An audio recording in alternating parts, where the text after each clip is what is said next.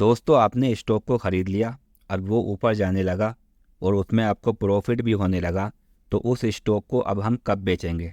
कब उसके अंदर अपना प्रॉफिट बुक किया जाएगा? कौन सी ऐसी जगह होगी? कौन सा हमारा टारगेट होगा? कितना प्रॉफिट हमें लेना चाहिए जिससे हम स्टॉक के अंदर सक्सेसफुल प्रॉफिट लेकर के बाहर निकल सकें? तो दोस्तों, बेसिकली मैं टारगेट की बात कर रहा हूँ। आप जब भी किसी स्टॉक को, कमोडिटी को, क्रिप्टो करेंसी को, फॉरेक्स को, किसी भी चीज़ में आप ट्रेडिंग कर रहे हो, इन्वेस्टमेंट कर रहे हैं, तो स्टॉक के ऊपर जाने के बाद उसे कब बेचा जाए, ये एक बहुत ही डिफ़िकल्ट और कंफ्यूज करने वाला क्वेश्चन होता है। आदमी कभी भी स्टॉक को ख़रीदता है और कभी भी उसको बेच देता है। तो हेलो दोस्तों, मैं ज़ुबैर अहमद। और जैसा कि आपको पता है कि पीछे से हम लगातार अपनी इस चार्ट एक्सपर्ट नाम से जो टेक्निकल एनालिसिस की सीरीज़ चल रही है, उसकी आज ये लास्ट वीडियो है। और आज फाइनली हम स्टॉक को कब बेचा जाए प्रॉफिट के साथ में, ये जानने जा रहे हैं। दोस्तों, टारगेट ऐसी चीज़ होती है स्टॉक मार्केट के अंदर या क्रिप्टो करेंसी में, जहां पर या तो हम टारगेट के चक्कर में अपना नुकसान कर लेते हैं या टारगेट के चक्कर में हमें वो प्रॉफिट नहीं मिल पाता जो हमें मिलना चाहिए था। वजह एक होती है कि हमें टारगेट का सही नॉलेज नहीं है, टारगेट कहाँ पर लगाना है और कैसे हमें राइड करना है, इस चीज़ के बारे में एक परफेक्ट नॉलेज की ज़रूरत होती है, जो आज मैं आपको देने वाला हूँ। तो जैसा कि आप जानते हैं, पीछे से हम एक चीज़ बात करते हुए आ रहे हैं कि हमें स्टॉक कहाँ ख़रीदना है। स्टॉक खरीदने के बाद अगर वो नीचे गिरने लगे तो कहाँ पर हमें अपना स्टॉप लॉस लगा करके उस स्टॉक को बेचना है। लेकिन ख़रीदने के बाद अगर स्टॉक ऊपर जाने लगे, अब क्या करना होगा, आज की वीडियो के अंदर हम ये क्लियर करने वाले हैं। दोस्तों, टारगेट क्या होता है, सबसे पहले आइए इसको समझते हैं। टारगेट नॉर्मली कहते हैं कि हम स्टॉक को ख़रीदने से पहले या ख़रीदने के बाद अपने माइंड के अंदर कोई एक अमाउंट या कोई एक एरिया चुन लेते हैं कि हमें अपना स्टॉक वहाँ तक पहुँचने पर इंतज़ार करना होगा और उसके बाद वहाँ पहुँचने के बाद उसको बेच देना होगा। फॉर एग्ज़ाम्पल, अगर कोई स्टॉक है जो मैंने 100 में लिया, तो मैं अपने माइंड के अंदर सोचूंगा कि ये स्टॉक 120 चला जाएगा, 120 पर पहुंच जाएगा, मैं इसको बेच करके बाहर निकल जाऊंगा।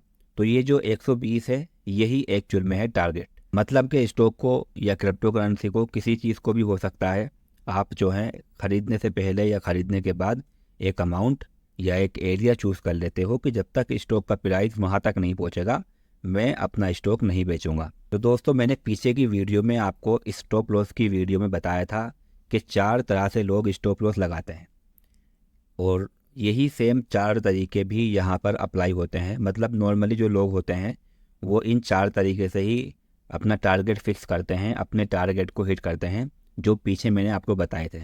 पहला तरीका था इमोशनल हो करके।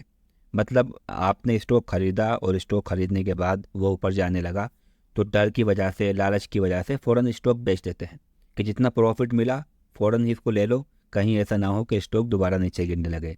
दूसरा तरीका है जहाँ पर एक फ़िक्स अमाउंट हम लगाते हैं कि इतने अमाउंट तक हमारा स्टॉक पहुँच जाएगा, हम उसको बेच देंगे।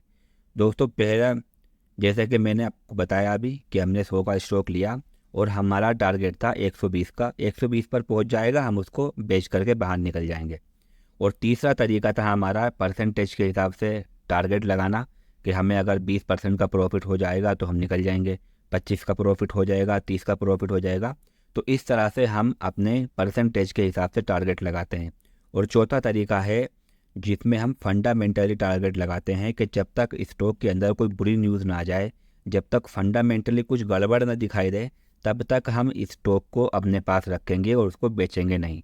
तो ये कॉमन से 4 तरीके हैं जिनको लोग अप्लाई करते हैं। और स्पेशल 2 तरीके जिसमें अमाउंट, फिक्स अमाउंट में टारगेट लगाते हैं कि 100 का लिया है, 120 का बेचेंगे। और दूसरा तरीका है जिसमें परसेंटेज के हिसाब से लोग अपना टारगेट हिट करते हैं कि हमारा 20% का प्रॉफिट हो जाए या 15% का हो जाए तो हम इससे बाहर निकल जाएंगे। इन दोनों को ज़्यादातर लोग यूज़ करते हैं। लेकिन दोस्तों, ये चारों तरीके वैसे है गलत, सही नहीं है, इनमें कुछ ना कुछ कमी है। और पांचवा तरीका मेरा है जो मैं आज आपको बताऊंगा, जो बहुत ही अच्छे से, परफेक्टली और सही तरीके से काम करता है। आपको वो जब भी स्टॉक के अंदर से बाहर निकालेगा, एक सही जगह से निकालेगा। तो दोस्तों, परसेंटेज के हिसाब से और फिक्स अमाउंट के हिसाब से जो टारगेट लगाए जाते हैं, उनके अंदर एक बहुत बड़ी कमी है। ठीक है, बहुत सारे लोग यही करते हैं, लेकिन आज हो सकता है कि उनको कुछ नया जानने को मिले और वो लोग बोलें कि हम तो लगातार एक फ़िक्स अमाउंट में ही अपना टारगेट लगाते हैं और पहले से ही हम लोग कुछ परसेंटेज के हिसाब से टारगेट लगाते हैं। लेकिन उसमें कमी क्या है? उसमें एक तो कमी ये है कि आप स्टॉक को ऐसी जगह पर बेच देते हो जहां पर वो हो सकता है कि उससे ऊपर निकल जाए। मतलब आपने स्टॉक खरीदा 100 का, आपने बोला कि ये 120 पहुंचेगा तो मैं इसे बेच दूंगा, ठीक है। तो लेकिन स्टॉक क्या होगा, 100 से वो 115 भी आएगा, 114 भी आ सकता है, 112 भी हो सकता है, 116 भी आएगा, लेकिन 120 नहीं आया। पहले वो नीचे गिरना शुरू हो गया, और नीचे जब गिरेगा वो नीचे गिरता रहेगा, और फिर वो उस जगह से भी नीचे चला जाएगा जहां पर आपने स्टॉक खरीदा था। मतलब कि 100 से भी नीचे वो आ जाएगा। तो आपका वहां पर जो प्रॉफिट होना था वो भी नहीं होगा, बल्कि आपके हाथ से जो है आपका नुकसान होने लगेगा। और दूसरा ये होगा कि अगर आपने 120 का मान लेते हैं टारगेट लगाया और स्टॉक 120 पर चला भी गया, आपने स्टॉक को बेच दिया और आप समझते हो कि मैंने बहुत अच्छा काम किया है। लेकिन स्टॉक क्या होगा, 120 से 130 भी जाएगा, 40 भी जाएगा, 150 भी जाएगा, 180 भी हो सकता है, वो 200 भी हो जाएगा, वो 500 भी हो जाएगा। लेकिन आप सिर्फ उसको देखोगे बैठ करके कि ये स्टॉक ऊपर जा रहा है और मैंने बहुत बड़ी गलती की है बेच करके। तो फिक्स अमाउंट के अंदर या फिक्स परसेंटेज के अंदर बिना एनालिसिस के टारगेट लगाना ये बिल्कुल सही नहीं है। दोस्तों, अगर आप लोग ये सोचते हो ना कि मैं स्टॉक को मैंने 100 में ख़रीदा है, 120 में बेचूंगा, तो मेरा आपसे एक सवाल है, आप है कौन? आप स्टॉक के क्या लगते हो? आप स्टॉक के रिश्तेदार हो जिसकी वजह से स्टॉक आपके तरीके से चलेगा? देखिए, इस मार्केट के अंदर ये मार्केट को बिल्कुल भी पसंद नहीं है कि कोई उसको अपने तरीके से चलाने की कोशिश करे। यहाँ पर हमें मार्केट के तरीके से चलना पड़ता है। ऐसा नहीं है कि हमने जो स्टॉक खरीदा वो ऊपर जाएगा ही जाएगा और हम अपने माइंड में पहले से पहले सोच लेंगे इससे इतना प्रॉफिट लेना है, इससे इतना प्रॉफिट लेना है। ये मार्केट को बिल्कुल पसंद नहीं है। जो भी स्टॉक मार्केट के अंदर मार्केट को, स्टॉक के प्राइस बिहेवियर को फॉलो करेगा, वही यहाँ पर कमाता है। बाकी को तो मार्केट लात मार के बाहर निकालती है। सही बात है ये। तो यहाँ पर आप लोग समझ गए होंगे मैं कहना क्या चाह रहा हूँ, कि यहाँ पर हमको प्राइस को फॉलो करना है, अपने आप को नहीं। प्राइस बोलेगा मैं ऊपर जा रहा हूँ, खरीद लेना है। प्राइस बोलेगा मैं नीचे गिर रहा हूँ, बेच देना है। जो प्राइस बोले उसको फॉलो करते रहिए, यहाँ पर फिर आपके सामने प्रॉफिट ही प्रॉफिट होगा। तो आप लोग समझ गए होंगे टारगेट के हिसाब से मैं क्या बोल रहा हूँ। मैं ये बोल रहा हूँ कि अपना टारगेट फिक्स मत कीजिए, मार्केट जो टारगेट आपको दे रही है वही आप फॉलो कीजिए। जब तक मार्केट ना बोल दे कि मैं नीचे गिरूंगी तब तक स्टॉक को नहीं बेचना है, ठीक है। तो उसका तरीका क्या होगा, चलिए इसको समझते हैं। दोस्तों, पीछे की वीडियो में लगातार हम एक बात करते हुए आ रहे हैं जिसमें हम प्राइस और 200 मूविंग एवरेज के बिहेवियर को समझ रहे हैं। हमने बात करी है लगातार पीछे की वीडियो से कि अगर प्राइस और 200 का मूविंग एवरेज एक साथ आकर के मिल जाते हैं और मिलने के बाद थोड़ा सा काम भी करते हैं और कुछ टाइम तक स्टॉक रुक जाता है, अब इसके बाद जो भी कुछ होगा बहुत बड़ा होगा। तो हम इस तरह से लाइन लगा लेते हैं दो, जहाँ से स्टॉक आज तक ना तो नीचे गया है और ना ही वहाँ से ऊपर गया है, इन चीज़ों के बीच में काम कर रहा है। तो हम लोग बात कर रहे थे कि स्टॉक अगर इस जगह से बाहर निकल जाए तो फिर बहुत ऊपर जाता है। लगातार पीछे की वीडियो में हमने यही बात की है ना। और अगर इस जगह से नीचे निकल जाता है स्टॉक तो फिर बहुत नीचे गिरेगा। ये बात हम करते हुए आ रहे हैं। तो हमारी यहाँ पर 200 का मूविंग एवरेज हेल्प कर रहा है ये समझाने के लिए कि स्टॉक इस टाइम पर कौन सा ट्रेंड चल रहा है और स्टॉक एक जगह पर रुक चुका है, और अगर यहाँ से बाहर निकलेगा तो बहुत ऊपर जाएगा और अगर यहाँ से नीचे निकला तो बहुत नीचे आएगा। इस चीज़ में हम 200 का जो मूविंग एवरेज है उसकी मदद लेते हुए आ रहे हैं, और हमारा ये मेथड है। और आज की मेथड और इसी मेथड से हमने ये सीखा है कि स्टॉक कब खरीदना है। अगर स्टॉक खरीदने के बाद नीचे गिरने लगे तो स्टॉक को कहाँ पर स्टॉप लॉस लगा के बेचना है। और इसी मेथड से हम आज ये जानेंगे कि हम जब स्टॉक खरीद लेते हैं तो हमारा टारगेट कहाँ तक का होना चाहिए, प्रॉफिट अगर मिल रहा है तो हमें कहाँ पर बेचना चाहिए। चलिए इसको देखते हैं। तो आप लोग जब भी जिस भी टाइम फ्रेम पर स्टॉक को खरीद लेते हो, तो हमारे टारगेट का रूल है ये, इसको थोड़ा ध्यान से सुनना।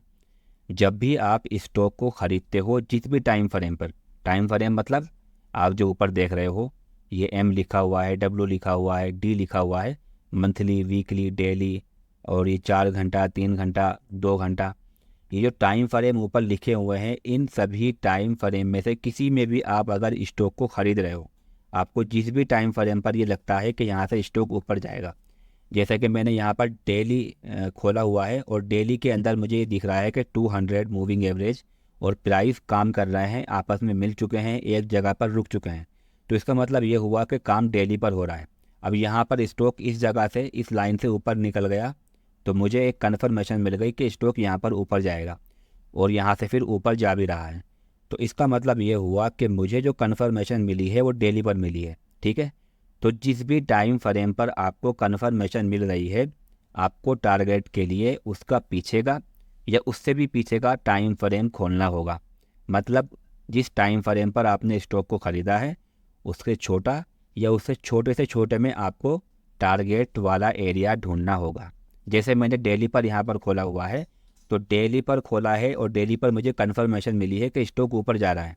तो डेली से छोटा कौन सा है? 4 घंटा? नहीं, 4 घंटा नहीं होता है, एक्चुअली 3 घंटा होता है। तो डेली में मैंने ख़रीदा, तो अब मैं 3 घंटा पर खोल कर देखूंगा। डेली का छोटा टाइम फ्रेम है 3 घंटा और 3 घंटे के अलावा दूसरा उससे छोटा टाइम फ्रेम है 2 घंटा। तो मुझे अपना टारगेट जो ढूंढना होगा वो छोटा वाला यानी कि 3 घंटा और उससे छोटा वाला 2 घंटा, इस पर ढूंढना होगा। यहाँ पर मुझे मेरा टारगेट मिल जाएगा। ठीक है, अब यहाँ पर मैंने आपको दो बताया है, छोटा या उससे छोटा, तो कौन सा चूज़ करना होगा इसकी बात भी हम आगे करेंगे। ये आप लोग समझ गए। हमेशा हमको याद ये रखना होगा कि जब भी स्टॉक किस भी टाइम फ्रेम पर हम खरीद रहे हैं, उससे छोटे वाले टाइम फ्रेम के अंदर ही हमको टारगेट देखना चाहिए, क्योंकि वहाँ पर जल्दी आपको काम हो जाएगा। अगर आप जिस टाइम फ्रेम पर आपने स्टॉक खरीदा है उसी टाइम फ्रेम पर टारगेट ढूंढोगे तो स्टॉक नीचे जब गिरेगा तो ज़्यादा नीचे गिरेगा और आपको प्रॉफिट कम होगा। तरीका है इसका भी कि आप जिस टाइम फ्रेम पर खरीद रहे हो उसी टाइम फ्रेम पर बेचो, उसका एक अलग तरीका है। लेकिन फ़िलहाल जो मैं बात कर रहा हूँ वो बात कर रहा हूँ एक ऐसे एरिया की जहाँ पर हमें छोटे टाइम फ्रेम के अंदर ढूंढना पड़ता है। तो दोस्तों, सबसे पहली बात आपको ये ध्यान में रखनी होगी कि हमें अपना कोई टारगेट पहले से फिक्स नहीं करना है। ठीक है, हमें राइड करना है। राइड मतलब जब तक आपका घोड़ा चल रहा है उसके ऊपर बैठ के आराम से चलो। घोड़ा थक जाएगा आपका तो उसको थोड़ा आराम करने देना और फिर दोबारा चलाना। जब आपको ऐसा लगे कि अब हमारा घोड़ा थक गया है, अब वो आगे चल ही नहीं सकता है, कभी नहीं चल सकता है, तब उसको छोड़ना होगा। बाकी जब तक आपका घोड़ा चल रहा है चलने दो। आपने अगर स्टॉक खरीदा है 5 दिन के लिए, लेकिन स्टॉक लगातार 5 साल तक चलेगा, तो उसे चलने दो। ऐसा नहीं कि 5 दिन में ही बेच दो। चलते हुए स्टॉक मिलना एक बहुत बड़ी बात होती है, स्पेशल नए आदमियों के लिए। तो अगर आपने कोई स्टॉक 1 हफ्ते के लिए भी ख़रीदा है ना, लेकिन वो एक हफ्ते की जगह पर 10 दिन तक चल रहा है, वो 10 महीने तक चल रहा है, 10 साल तक भी चल रहा है, तो उसको चलने दो, उसको छोड़ना नहीं है। टारगेट जब तक हमारा हिट ना हो तब तक स्टॉक को लेकर के बैठे रहो। थोड़ा इंतज़ार करना पड़े, थोड़ा लंबा टाइम देना पड़े, कोई बात नहीं है, आपको प्रॉफिट भी लंबे लंबे और बड़े बड़े होंगे। तो इस जो हमने थ्योरी आपको बताई है कि जहाँ पर हम जिस टाइम फ्रेम पर आपको स्टॉक खरीदते हैं उससे छोटे वाले में देखना है, तो वहाँ पर एक्चुअली हमारी मदद यही होगी कि हम वहाँ पर राइड करेंगे। जब तक ये कन्फर्मेशन ना मिल जाए कि स्टॉक नीचे गिरने वाला है, तब तक हम स्टॉक को लेकर रखेंगे, बल्कि हो सके तो उसमें और ज़्यादा खरीद लेंगे। कैसे होगा सब कुछ मैं आपके सामने क्लियर करने वाला हूँ। मैंने डेली का जो है टाइम फ्रेम ओपन किया हुआ है, तो मुझे कंफर्मेशन लेने के लिए क्या करना होगा? मुझे कंफर्मेशन लेने के लिए इसका छोटा टाइम फ्रेम ओपन करना होगा। अब मैं छोटा करूँ या छोटे से छोटा करूँ, ये भी जान लो पहले। अगर आप डेली में, वीकली में, मंथली में इन बड़े बड़े टाइम फ्रेम के अंदर कंफर्मेशन लेते हो, तो इसका मतलब ये हुआ कि आप लंबे टाइम के लिए स्टॉक खरीद रहे हो। अब मुझे डेली के अंदर देखो कंफर्मेशन मिली कि स्टॉक ऊपर जा रहा है, तो ये मैंने कोई 2 दिन 3 दिन के लिए नहीं ख़रीदा है, बल्कि मैंने ये कई सालों के लिए ख़रीदा है और ये स्टॉक कई साल तक ऊपर जा भी रहा है। राइट। तो अगर आप बड़े time frame daily, weekly, monthly या 4 घंटा, इनमें अगर टाइम फ्रेम में आप कन्फर्मेशन लेते हो, तो ये बड़ा टाइम फ्रेम है और बड़े टाइम फ्रेम के अंदर आप उसका छोटा वाला ही टाइम फ्रेम ओपन करना है अपने टारगेट को ढूंढने के लिए। मतलब अगर आपने मंथली में स्टॉक ख़रीदा है, तो ख़रीदने के बाद अगर स्टॉक ऊपर चलने लगता है तो आपको वीकली टाइम फ्रेम ओपन कर लेना है, वहाँ पर हम ढूंढेंगे। अगर आपने वीकली में टाइम फ्रेम में स्टॉक को ख़रीदा है तो डेली खोल लेना है, वहाँ पर हम अपना टारगेट ढूंढेंगे। आपने डेली में स्टॉक ख़रीदा है तो 3 घंटे पर हम ढूंढेंगे। और जो बीच के टाइम फ्रेम है, ये घंटे वाले, 3 घंटा, 2 घंटा, 1 घंटा, ये टाइम फ्रेम में अगर आपने स्टॉक ख़रीदा है तो हम इसके अंदर आप चाहो तो इससे छोटा टाइम फ्रेम या इसके छोटा का छोटा टाइम फ्रेम, दोनों में ही देखना पड़ेगा आपको। दोनों में थोड़ा 19-20 का फ़र्क होता है, बाकी आप किसी को भी देख सकते हो। फॉर एग्ज़ाम्पल, अगर आपने 3 घंटे पर स्टॉक को ख़रीदा है तो आप चाहो तो 2 घंटे पर भी अपना टारगेट ढूंढ सकते हो और 1 घंटे पर भी अपना टारगेट ढूंढ सकते हो। इसमें कोई प्रॉब्लम नहीं होगी, दोनों में ही आपको अच्छी कन्फर्मेशन मिलेगी। बल्कि मैं तो बोलता हूँ कि किसी भी स्टॉक को आप ख़रीद रहे हो तो ख़रीदने के बाद अपने टारगेट को क्लियर करने के लिए आप जो है पीछे का और उससे पीछे का दोनों का ही टाइम फ्रेम देखते रहें। भले से आपका टारगेट जो होगा हो सकता है खाली पीछे का हो, यानी छोटा टाइम फ्रेम हो, लेकिन देखते रहें। मतलब कहने का मेरा ये है कि अगर आपने डेली पर स्टॉक ख़रीदा है तो अच्छी कन्फर्मेशन लेने के लिए, चीज़ों को और ज़्यादा क्लियर होने के लिए आप 3 घंटे पर भी देखते रहिए और 2 घंटे पर भी देखते रहिए। ठीक है, तो इससे आपका व्यू जो है और ज़्यादा क्लियर हो जाएगा। हालांकि आपको जो कन्फर्मेशन मिलेगी सटीक, वो मिलेगी 3 घंटे पर ही। ठीक है, तो बड़े टाइम फ्रेम में उसका छोटा वाला टाइम फ्रेम ओपन किया जाता है और जो बीच के टाइम फ्रेम है वहाँ पर उससे छोटा या छोटे से छोटा भी आप देख सकते हो। दोनों में काम सेम होता है, सबके एग्जाम्पल मैं आपको दिखाऊंगा। लेकिन अगर आप एकदम छोटे टाइम फ्रेम को देख रहे हो, छोटे टाइम फ्रेम में कन्फर्मेशन लेने का मतलब होता है कि आप इस स्टॉक को बहुत कम टाइम के लिए ख़रीद रहे हो। तो यहाँ पर चीज़ें बहुत फास्ट होती हैं और यहाँ पर जितनी जल्दी हो सके अपना प्रॉफिट लेकर के बाहर निकलना ही एक सही डिसीजन होता है। तो अगर आप छोटे टाइम फ्रेम में काम कर रहे हो, 30 minute, 15 minute, 5 minute, 3 minute, 1 minute, in time frame में कर रहे हो तो इसमें हमेशा याद रखना कि इसमें छोटे से छोटे टाइम फ्रेम के अंदर ही हमें कन्फर्मेशन या अपना टारगेट ढूंढना होगा। मैंने अगर 30 मिनट पर किसी स्टॉक को देखा कि वो ऊपर जाने वाला है, उसको मैंने ख़रीद लिया, तो मुझे अब स्टॉक जब ऊपर चल रहा है, मुझे प्रॉफिट हो रहा है, तो मैं अब 15 मिनट पर नहीं बल्कि 5 मिनट पर अपना टारगेट ढूंढूंगा। और अगर मुझे लग रहा है कि 5 मिनट पर मैंने किसी स्टॉक को ख़रीदा तो अपना टारगेट मैं 1 मिनट पर ढूंढूंगा। 15 मिनट पर मैंने किसी स्टॉक को ख़रीदा तो अपना टारगेट मैं 3 मिनट पर ढूंढूंगा। 3 मिनट पर मैंने किसी स्टॉक को ख़रीदा तो अपना टारगेट मैं 1 मिनट पर ढूंढूंगा, क्योंकि 1 मिनट से कम तो कुछ है ही नहीं। तो अगर मैंने किसी स्टॉक को 3 मिनट पर ख़रीदा है तो मुझे 1 मिनट का टाइम फ्रेम ओपन करना होगा अपने स्टॉक को सही जगह पर बेचने के लिए। हो सकता है थोड़ा सा आप कन्फ्यूज़ हो जाएं, लेकिन अभी आपके सामने सारी चीज़ें मैं क्लियर करने वाला हूँ। दोस्तों, जैसे कि यहाँ पर मैंने डेली में टाइम फ्रेम ओपन किया हुआ है और यहाँ पर मैंने डेली से कंफर्मेशन ली है, राइट। तो अब मैं क्या करूँगा, आपको थोड़ा दिखा देता हूँ कि मैंने किस जगह पर स्टॉक ख़रीदा। मैंने यहाँ पर स्टॉक ख़रीदा है, ठीक है। अब मैं क्या करूँगा, मैं 3 घंटे का टाइम फ्रेम ओपन कर लूँगा। अब मैं 3 घंटे के टाइम फ्रेम पर ये ढूंढने की कोशिश करूँगा कि कहाँ पर स्टॉक ये बोल रहा है कि मैं नीचे गिरने वाला हूँ। जब भी मुझे मालूम पड़ जाएगा कि मैं स्टॉक नीचे गिरने वाला है, मैं उसको बेच करके बाहर निकल जाऊंगा, राइट। तो देखिएगा यहाँ पर स्टॉक अभी तो ऊपर नहीं गया है और यहाँ से ऊपर गया और फिर दोबारा नीचे की तरफ आया है। 1 मिनट में थोड़ी सी अपनी कलर को चेंज कर लेता हूँ ताकि आपको मैं समझा सकूँ अच्छे से। यहाँ पर स्टॉक ख़रीदा, स्टॉक ऊपर जाने लगा, स्टॉक फिर नीचे आया, ठीक है। अब नीचे आने के बाद इस जगह पर आ गया है जहाँ पर हमने स्टॉक को ख़रीदा था। तो हम क्या करेंगे, यहाँ पर एक लाइन लगा लेंगे कि अगर यहाँ से नीचे निकल जाता है तो हम इसको बेच देंगे, ठीक है। ये स्टॉक के ऊपर जाने की बात कर रहा हूँ मैं। तो हमने यहाँ पर देखा कि स्टॉक ऊपर चलने लगा है, फिर नीचे भी आया है। तो हमारा पहला रूल यही रहेगा कि जब भी स्टॉक 200 मूविंग एवरेज के नीचे आ जाए या 200 मूविंग एवरेज को टच कर जाए तो वहाँ पर हमको अलर्ट होना होगा कि शायद यहीं से हमको स्टॉक को बेचना है। तो 200 मूविंग एवरेज के नीचे यहाँ पर स्टॉक देखिएगा आया है, यहाँ पर भी आया है, यहाँ पर भी आया है। तो ये ऐसी जगह है जहाँ पर हमें ये ढूंढना होगा क्या स्टॉक नीचे गिरने वाला है या फिर नहीं। तरीका क्या होगा, तरीका वही सेम है जो मैं आपसे करता हुआ आ रहा हूँ। अगर आपने मेरी स्टॉप लॉस वाली ये वीडियो देखी होगी तो आपको बहुत ही अच्छे से क्लियर हो जाएगा कि मैं कहना क्या चाह रहा हूँ। तो देखिएगा स्टॉक को ख़रीदने के बाद स्टॉक ऊपर भी आया है और फिर 200 के नीचे भी आया है। और जब एक बार नीचे आ जाता है तो डायरेक्टली स्टॉक नीचे नहीं गिरता बल्कि थोड़ा फिर ऊपर भी जाता है। तो जब ये नीचे आया तो मैंने यहाँ पर एक लाइन लगा ली कि इसके नीचे आएगा तो मैं बेच दूंगा। स्टॉक नीचे नहीं आया बल्कि ऊपर चला गया, फिर दोबारा से नीचे की तरफ आया है और अपना सबसे जो नीचे का एरिया है उस पर हम एक लाइन लगा लेंगे कि यहाँ से नीचे आएगा स्टॉक, हम बेच देंगे, ठीक है।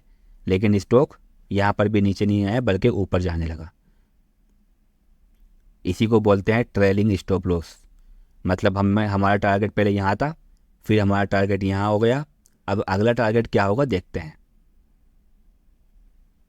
अब ये मैं थोड़ा इसको आगे कर लेता हूँ। हाँ, ये हमारा हो गया अगला टारगेट।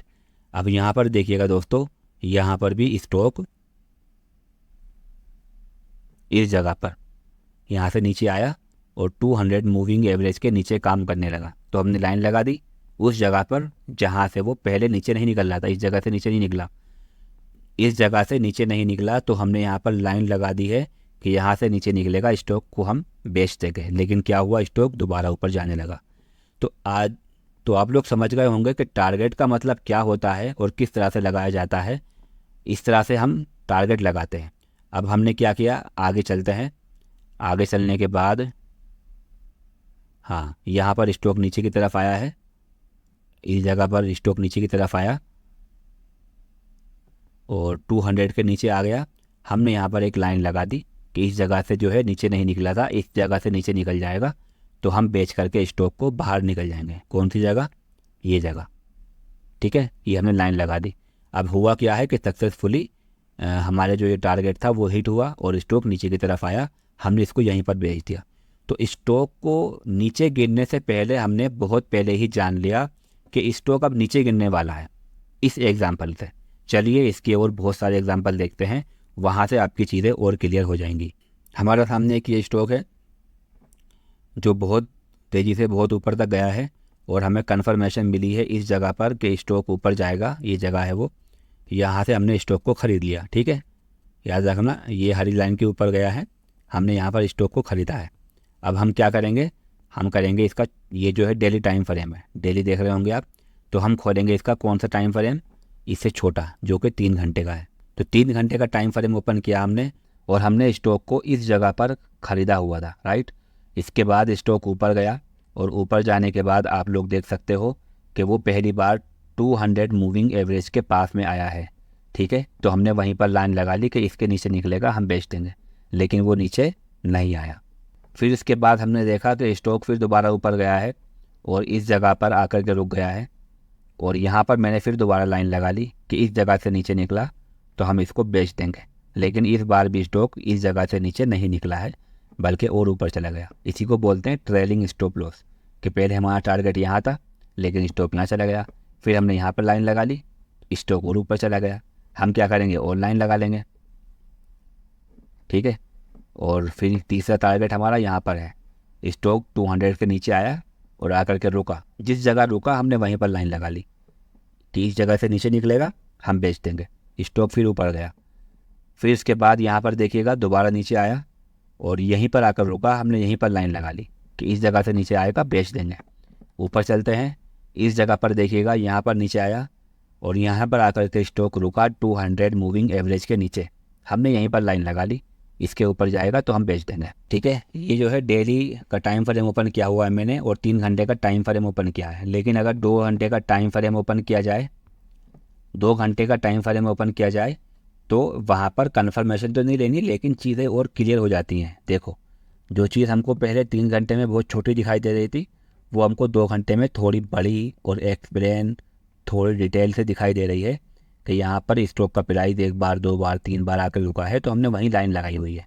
तो छोटे टाइम फ्रेम से भी, छोटे टाइम फ्रेम में भी देखना चाहिए ताकि आपकी चीज़ें क्लियर हो सके। बाकी कन्फर्मेशन जो लेनी है हमको, वो जिस टाइम फ्रेम पे हमने ख़रीदा है, अगर वो बड़ा टाइम फ्रेम है तो उससे छोटे वाले पर, और डेली पे हमने ख़रीदा है तो 3 घंटे पर लेंगे। कैसे लेंगे वो चीज़ें आपको मैं आगे बताता हूँ। ये एक स्टॉक है जो मैंने यहाँ पर इस जगह पर ख़रीदा, जहाँ पर आप ये रेड लाइन देख रहे हैं, और उसके बाद मैंने इसको ख़रीदा किस टाइम फ्रेम पर था, वीकली पर। तो वीकली पे मैंने ख़रीदा था। अब मैं खोल लेता हूँ उसका डेली टाइम फ्रेम।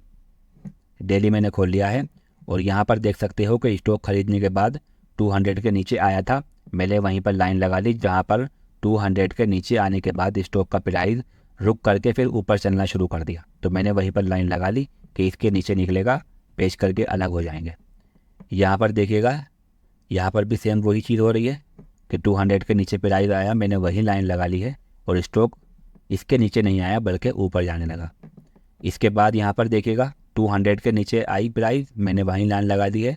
अब यहाँ पर भी स्टॉक इसके नीचे नहीं आया बल्कि ऊपर चला गया। अब इसके बाद यहाँ पर आकर के स्टॉक नीचे की तरफ आया और इस जगह आकर रुका। मैंने यहीं पर लाइन लगा ली कि इसके नीचे निकलेगा तो मैं बेच दूंगा।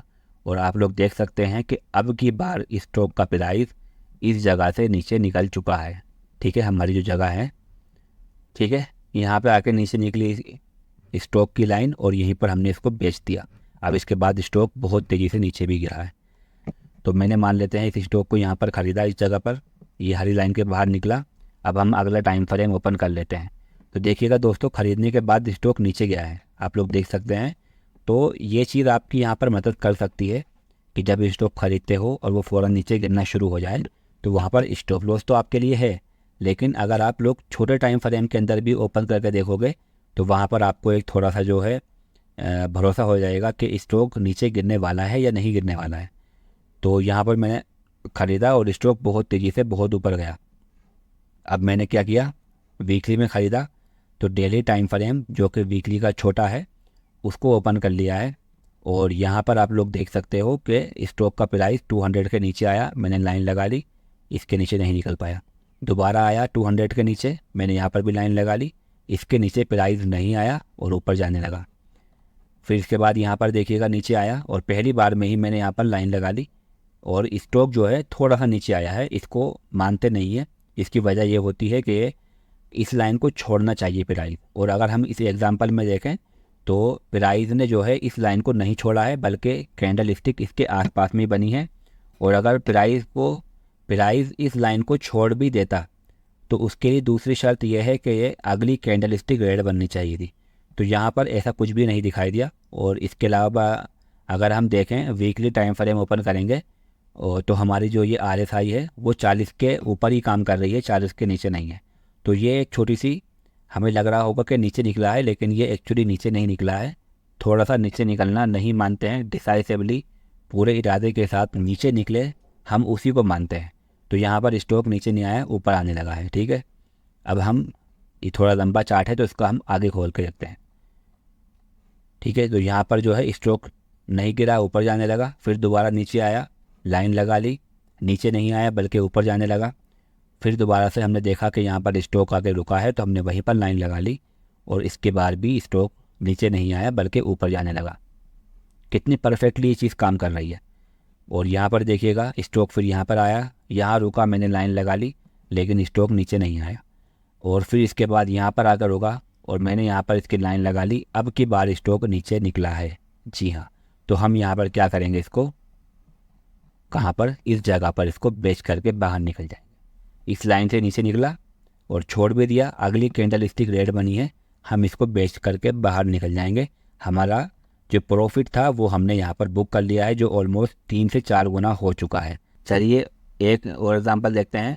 अभी तक हम देख रहे थे बड़ा वाला, अब छोटा वाला देखते हैं। 15 मिनट पे अगर हमको कोई कन्फर्मेशन मिलती है तो क्या होता है। तो 15 मिनट पर यहाँ पर प्राइस रुक रहा था और मैंने यहाँ पर स्टॉक को ख़रीद लिया इस जगह पर। अब जब स्टॉक को ख़रीदा वो ऊपर जाने लगा। इसे कब बेचेंगे हम, तो हम खोलेंगे अपने 5 मिनट का टाइम फ्रेम, नहीं, यहाँ पर हम खोलेंगे छोटे का छोटा जो कि है 3 मिनट का टाइम फ्रेम। तो 3 मिनट का टाइम फ्रेम ओपन करके देखते हैं क्या हो रहा है यहाँ पर। ये मैंने 3 मिनट का टाइम फ्रेम ओपन किया और यहाँ पर आप लोग देख सकते हो कि स्टॉक ऊपर गया, 200 के पास में आया, लेकिन नीचे नहीं निकल पाया, इससे ऊपर चला गया। फिर दोबारा आकर के यहाँ पर प्राइस रुका, जहाँ पर रुका मैंने लाइन लगा दी और इसके बाद स्टॉक फिर ऊपर गया, नीचे भी आया, लेकिन इससे नीचे नहीं निकल पाया। यही मेरा टारगेट है कि इससे नीचे निकल जाएगा, मैं बेच करके बाहर निकल जाऊँगा। इसके बाद स्टॉक फिर ऊपर गया, फिर दोबारा नीचे आया, मैंने दोबारा यहाँ पर लाइन लगा ली, फिर दोबारा ऊपर गया। अब के यहाँ पर मैंने यहाँ पर ये लाइन लगाई है, पहली बार रुकने पड़ी कि यहाँ से नीचे निकलेगा मैं बेच दूंगा। और हुआ क्या कि स्टॉक इस जगह से नीचे निकल गया और मैंने इसको बेच दिया। ठीक है, तो यहाँ पर जो है फास्ट काम होना चाहिए क्योंकि ये छोटा टाइम फ्रेम है। तो इसीलिए मैंने 15 मिनट पे ख़रीद करके 3 मिनट पर कन्फर्मेशन ली। अगर मैं 5 मिनट पर ओपन करता तो ये स्टॉक मुझे ये बोल रहा है कि यहाँ पर बेचना है इस जगह पर, जबकि 3 मिनट पर मालूम पड़ा कि यहाँ पर बेचना है। तो इसलिए जितनी जल्दी हो सके प्रॉफिट ले ला करके बाहर निकलना चाहिए हमें, क्योंकि यहाँ पर फास्ट काम हो रहा है। आपने शॉर्ट टर्म के लिए स्टॉक ख़रीदा है तो स्टॉक नीचे आया तो मुझे यहाँ पर मालूम पड़ रहा है कि इस जगह पर मुझे बेचना था, लेकिन 3 मिनट पर फास्ट काम की वजह से मैंने एक सही जगह पर अपने स्टॉक को बेच करके मैं बाहर निकल गया हूँ। ठीक है, आगे चलते हैं। ये एक स्टॉक है जो मैंने 3 मिनट पर ख़रीदा है, ठीक है। 3 मिनट के टाइम फ्रेम पर जब मैंने यहाँ पर इसको ख़रीदा और ये ऊपर चलने लगा, मेरा प्रॉफिट होने लगा, तो मैंने इसको 1 मिनट पर खोल लिया टाइम फ्रेम अपना। अब यहाँ पर देखिएगा स्टॉक पहली बार आया और पहली बार में ही 200 मूविंग एवरेज के ऊपर ही काम कर रहा था फ़िलहाल। ये पहला एरिया है जहाँ से वो 200 के नीचे ठीक से निकला, मैंने वहीं पर लाइन का लगा दी है। और उसके बाद यहाँ पर तो नहीं, लेकिन यहाँ पर स्टॉक ने आकर के बता दिया कि मुझे नीचे जाना है और मैं नीचे गिरूंगा। हमने यहाँ पर इसको बेच करके अपना प्रॉफिट, एक ठीक ठाक प्रॉफिट बुक कर लिया है, ठीक है। ये 3 घंटे का टाइम फ्रेम है, यहाँ पर मैंने स्टॉक ख़रीदा। अब हम लोग बीच वाले टाइम फ्रेम में आ गए हैं कि अगर हमें जो है यहाँ पर देखना होगा छोटा या छोटे से छोटा, दोनों में देख सकते हैं। थोड़ा सा 19-20 का फ़र्क होता है, जैसा कि मैंने आपको बताया था, और उसका एग्जांपल मैं आपको अब दिखा रहा हूँ। तो 3 घंटे पर मैंने ये स्टॉक ख़रीदा और स्टॉक ऊपर भी जाने लगा। जब स्टॉक ऊपर जाने लगा तो मैंने अपना इसका छोटे से छोटा टाइम फ्रेम, या 3 घंटे का छोटा टाइम फ्रेम 2 घंटा होता है, उसको ओपन कर लिया है। तो यहाँ पर स्टॉक ऊपर जा रहा था इस जगह पर, और मैंने क्या किया, मैंने यहाँ पर जैसे ही वो 200 मूविंग एवरेज के नीचे आया, मैंने लाइन लगा ली कि यहाँ से नीचे निकला तो मैं इसको बेच दूँगा। और हुआ क्या, अभी 1 घंटे का टाइम फ्रेम ओपन करते हैं। तो यहाँ पर देखिएगा 1 घंटे में हमें प्राइस ये बता रहा है कि इस जगह पे मैंने लाइन लगाई है, ठीक है, और 2 घंटे में यहाँ पर लाइन लगाई है। तो अगर इन दोनों में से किसी के भी नीचे प्राइस निकल जाता है, आप सेल कर सकते हो। बहुत छोटा सा फ़र्क है इन दोनों में, बाकी दोनों में से किसी में भी चूज़ कर सकते हो। अगर आप 3 घंटे पर स्टॉक खरीद रहे हो तो 2 घंटा या 1 घंटा, दोनों में से किसी को भी चूज़ कर सकते हैं अपने टारगेट के लिए। तो स्टॉक यहाँ पे ख़रीदा था और यहाँ पर हमें कंफर्मेशन मिली थी कि स्टॉक नीचे गिरने वाला है, और इसी के बाद स्टॉक नीचे गिरा भी, ठीक है। आगे चलते हैं। ये मैंने 30 मिनट पर स्टॉक ख़रीदा हुआ है, ठीक है, आधे घंटे के टाइम फ्रेम पर जो 30 मिनट होता है, और स्टॉक ऊपर जाने लगा। तो मैंने 30 मिनट का छोटा टाइम फ्रेम कौन सा है, 15 मिनट, वो नहीं खोला, मैंने खोला 5 मिनट। 15 मिनट पर मैं खोलूँगा तो बहुत लेट हो जाऊँगा। तो 5 मिनट के टाइम फ्रेम को जब मैंने खोला यहाँ पर, तो यहाँ पर देख सकते हो कि स्टॉक ऊपर चलना शुरू हुआ है और इस जगह पर आकर के रुका। मैं यहाँ पर लाइन लगा सकता था, लेकिन स्टॉक यहाँ से फिर ऊपर निकला है, और फिर इसके बाद स्टॉक इसी लाइन को जब क्रॉस कर गया तो मैंने यहाँ पर बेच करके इससे बाहर निकल गया। 30 मिनट पर मैंने यहाँ पर स्टॉक ख़रीदा हुआ है और 30 मिनट के बाद ये ऊपर जा रहा है। 30 मिनट का टाइम फ्रेम आधा 15 मिनट, और उससे भी आधा यानी कि उसका छोटा 5 मिनट। तो मैंने यहाँ पर 5 मिनट पर स्टॉक को ओपन कर लिया है, और यहाँ पर देख सकते हो कि पहली बार ही जब स्टॉक 200 के नीचे निकला, मैंने यहाँ पर लाइन लगा ली कि इसके नीचे निकल जाएगा, मैं बेच करके बाहर निकल जाऊँगा। लेकिन एक्चुअली स्टॉक ऊपर जाने लगा और फिर दोबारा से 200 के नीचे आया, और जैसे ही पहली बार आया मैंने यहाँ पर लाइन लगा ली कि यहाँ से नीचे निकले, मैं बेच करके बाहर निकलूँ। और उसके बाद स्टॉक फिर ऊपर गया, स्टॉक फिर दोबारा से 200 के नीचे आया, लेकिन इस बार भी वो नीचे नहीं निकल पाया, ठीक है।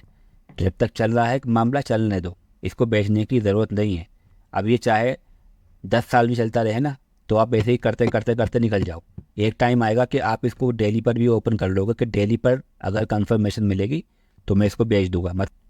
मतलब आपने ख़रीदा 30 मिनट पर है, और मैं बोल रहा हूँ कि 30 मिनट से आधा टाइम फ्रेम पर देखना है, यानी कि 5 मिनट पर। तो मैं डेली क्यों बोल रहा हूँ, उसकी वजह यह है कि दोस्तों, अगर आपका स्टॉक बहुत ज़्यादा ऊपर चला जाता है ना, तो फिर आपके टारगेट भी बड़े बड़े टाइम फ्रेम में होने चाहिए। अगर आपने पहले ही 200-300% का प्रॉफिट ले लिया है, तो 20% 15% का प्रॉफिट नुकसान आपको हो भी जाएगा तो क्या फ़र्क पड़ेगा। इसके अलावा यहाँ पर देखिएगा, मैंने यहाँ पर 15 मिनट पर स्टॉक ख़रीदा, स्टॉक ऊपर जाने लगा। अब मैं क्या करूँगा, इसके छोटे का छोटा टाइम फ्रेम 5 का 3 मिनट खोलूँगा। तो 3 मिनट मैंने यहाँ पर ओपन किया है, यहाँ पर मैंने 3 मिनट ओपन किया तो स्टॉक ऊपर गया है, 200 के नीचे निकला, लेकिन मैंने यहाँ पर इसको नहीं बेचा, फिर ऊपर गया, और इसके बाद यहाँ पर देखिएगा इस जगह पर आया, आके रुका, यहाँ से नीचे नहीं निकला, फिर ऊपर चला गया। और अब की बार जो है स्टॉक यहाँ पर आकर के रुका है इस जगह पर, तो मैं यहाँ पर लाइन लगा दूंगा, और स्टॉक इस जगह पर सक्सेसफुली नीचे निकला है। तो ये जो ब्लू लाइन देख रहे हैं आप, ये 3 मिनट के टाइम फ्रेम पर है, और 3 मिनट के टाइम फ्रेम पर हमें ये मालूम पड़ता है कि स्टॉक को यहाँ पर हमें बेचना है, ब्लू लाइन पर। क्यों? क्योंकि स्टॉक इस जगह से नीचे निकल गया है, ठीक है। लेकिन अगर आप 5 मिनट खोलते, 15 मिनट पे ख़रीदने के बाद तो स्टॉक को आपको यहाँ पर बेचना पड़ता है रेड वाली लाइन पे, ठीक है। तो अगर आप छोटे टाइम फ्रेम में काम कर रहे हो 15 मिनट में, 30 मिनट में, तो वहाँ पर हमेशा छोटे से छोटा टाइम फ्रेम ओपन करना है। तो 15 मिनट पर मैंने यहाँ पर अपनी कन्फर्मेशन ली थी, तो मैंने 5 मिनट पर नहीं बल्कि 3 मिनट को ओपन किया है, जहाँ पर मुझे परफेक्टली ऐसी कन्फर्मेशन मिली जहाँ पर मेरा टारगेट हिट हो गया है। अब ये मैंने स्टॉक ख़रीदा मंथली में, आप लोग देख सकते हो ऊपर ये मंथली टाइम फ्रेम है और यहाँ से ये स्टॉक ऊपर जाने लगा। मैंने इस स्टॉक को ख़रीद लिया। तो अब मैं क्या करूँगा, वीकली टाइम फ्रेम ओपन करूँगा ताकि इसके अंदर अपना टारगेट ढूंढ सकूँ मैं। तो ये तो डेली है, अगर मैं मंथली में ख़रीद के डेली में इसका टारगेट ढूंढता तो मेरा टारगेट यहाँ पर ही हिट हो जाता है। रेड कलर की लाइन देख रहे हो आप, यहीं पर मुझे स्टॉक को बेचना पड़ता। क्योंकि ये बहुत तेज़ी से डिसाइसिवली पूरे इरादे के साथ 200 मूविंग एवरेज के नीचे निकल गई है, जिससे ये मालूम पड़ रहा है कि अब स्टॉक नीचे गिरेगा ही गिरेगा। तो मैं क्या करूँगा, बड़े टाइम फ्रेम के अंदर हमेशा उसका छोटा टाइम फ्रेम यूज़ करूँगा, ना कि छोटे का छोटा। तो मंथली है तो मुझे वीकली पर ढूंढना होगा, ना कि डेली पर। तो मैंने यहाँ पर वीकली ओपन कर लिया है।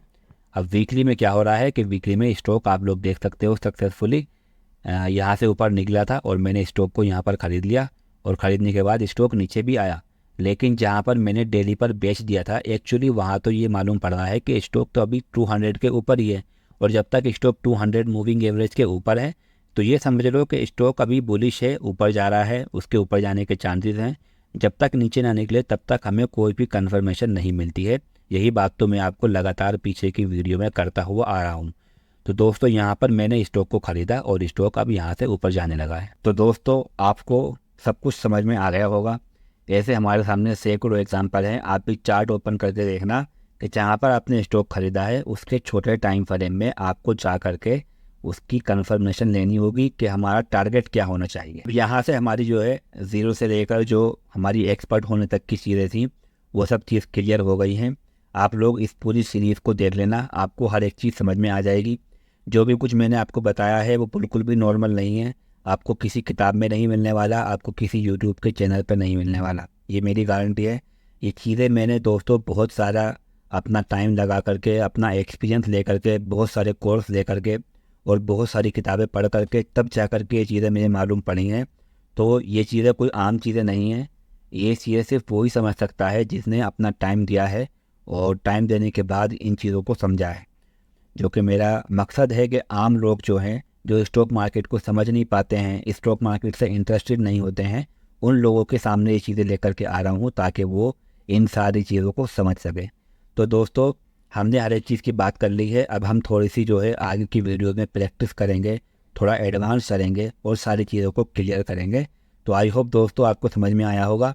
कोई भी आपका इस सीरीज़ से रिलेटेड कोई भी क्वेश्चन है तो आप मुझे कमेंट में पूछ सकते हैं, और अगर पर्सनली बात करनी है तो इंस्टाग्राम पर आइए, वहाँ आपको फॉलो करना पड़ेगा और उसके बाद आप मुझे मैसेज कर सकते हैं। बहुत सारे लोगों से मैं अपने फ्री टाइम में बात करता हूँ, आप लोगों से भी पर्सनली बात करूँगा। तो दोस्तों चैनल को सब्सक्राइब करना नहीं भूलना है, अभी बहुत कुछ बाकी है, हमारी जो बेसिक है सिर्फ वही क्लियर हुआ है। तो इसलिए आप थोड़ा एडवांस जाने के लिए, और मैं आपके सामने अभी बहुत सारी चीज़ें रखूँगा जिसमें टाइम मैनेजमेंट होगा कि आप अपना कौन सा टाइम दे करके स्टॉक मार्केट से अर्निंग कर सकते हो, सारी चीज़ें आपके सामने क्लियर करूँगा। तो इसलिए आप लोग मेरे चैनल को सब्सक्राइब कर सकते हैं। बहुत सारे लोग हैं जो वीडियो देखते हैं लगातार लेकिन उन लोगों ने सब्सक्राइब किया हुआ नहीं है, तो आप लोग प्लीज़ सब्सक्राइब कर लेना। Thank you so much.